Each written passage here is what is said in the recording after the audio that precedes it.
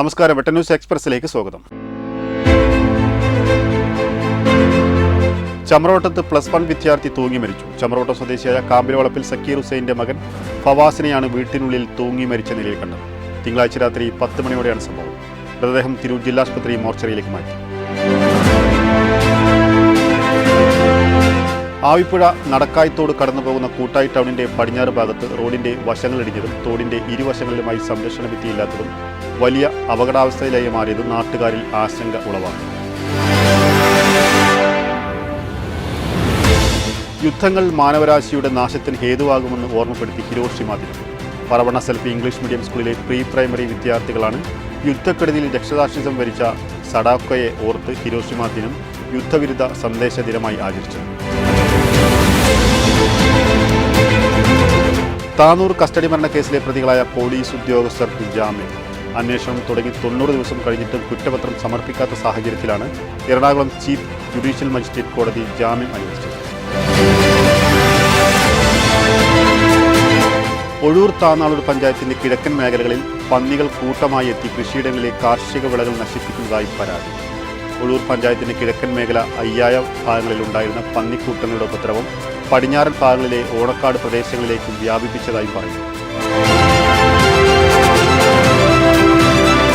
മലയാള ഭാഷയും വസന്ത പൗർണമിയും നാട്ടുപെണ്ണും ആവടി തെന്നലുമൊക്കെയായി തുവക്കാട് കന്മനം സ്വദേശിയായ മസ്താൻ സലാം മുതുവാട്ടിൽ തൻ്റെ തൂലികയിൽ വിരിയിച്ച കുഞ്ഞിക്കിളികൾ എന്ന ബാലസാഹിത്യ കൃതികൾ പ്രകാശനം ചെയ്തു. തിരൂർ സംഘം ഹോട്ടലിൽ നടന്ന ചടങ്ങിൽ അധ്യാപകനും പ്രഭാഷകനുമായ ടി വാസുദേവൻ കന്മനം സർവീസ് സഹകരണ bank president AK Abdul Majeed മാസ്റ്റർക്ക് പുസ്തകം നൽകിയാണ് പ്രകാശനം നിർവഹിച്ചത്.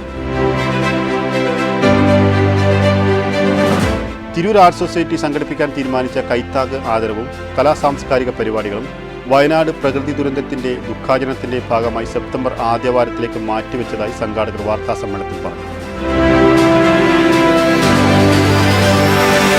2005 മുതൽ കുർക്കോൾ പ്രദേശം കേന്ദ്രീകരിച്ച് ജീവകാരുണ്യ കലാ മേഖലയിൽ പ്രവർത്തിക്കുന്ന ന്യൂ സ്റ്റാർ ക്ലബിന്റെ പുതിയ കെട്ടിടത്തിലേക്കുള്ള ഉദ്ഘാടനം മലപ്പുറം ജില്ലാ പഞ്ചായത്ത് മെമ്പർ VK ഷാഫി നിർവഹിച്ചു. താനൂർ ബ്ലോക്ക് പഞ്ചായത്ത് പ്രസിഡന്റ് സൈനബ ചേനാത്ത് മുഖ്യാതിഥിയായി.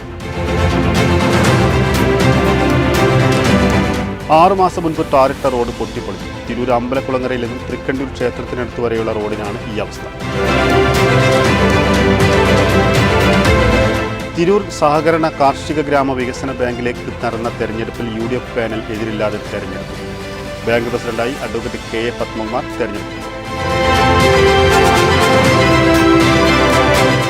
താനൂരിൽ കടലിൽ കണ്ട മൃതദേഹം പോണ്ടിച്ചേരി സ്വദേശിയുടേതാണെന്ന് സൂചന.